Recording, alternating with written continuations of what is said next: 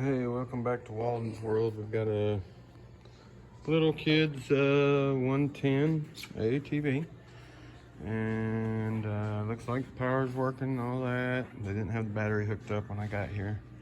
So these got the what I call the dead man switch, kill switch. The brake's got to be pushed in before it'll start. So we got all that hooked up. However, so I hear activity out of my starter solenoid. One of two things either wrong here, obviously. You can literally still have a bad solenoid even though it's clicking. Still, it may not be touching the tabs to cause a complete connection. Or it may have a bad starter. Or the starter wire is not connected. So, one thing I'll do right quick is I'm just gonna short out this starter solenoid. And so if I short these two wires out here, and this will cause a spark and it could get hot. So if you have a high power battery, whatever you're touching right here is gonna get real hot, so be careful.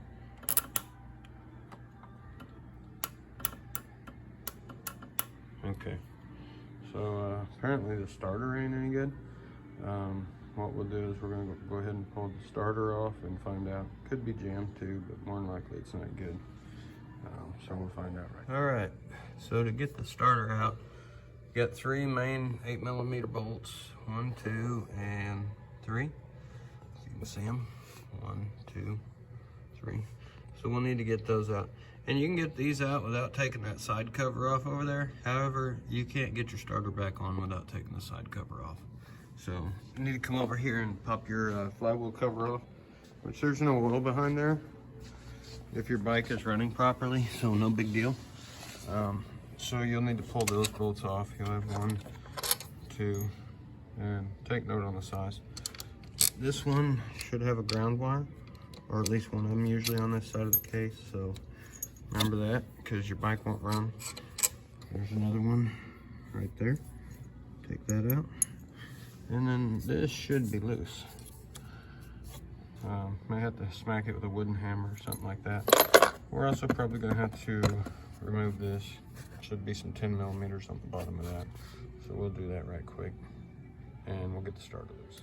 All right, so we pulled our cover off, and I just basically reached around the carb, tipped it up, the gear down, the back of the starter up, and slid the gear out. Now I'm gonna unhook the positive wire from the starter, and you can just give it a little jerk on the starter, and you can probably find out which wire is hooked to it, wherever the starter went. Okay, maybe not. Trace the starter wire up there.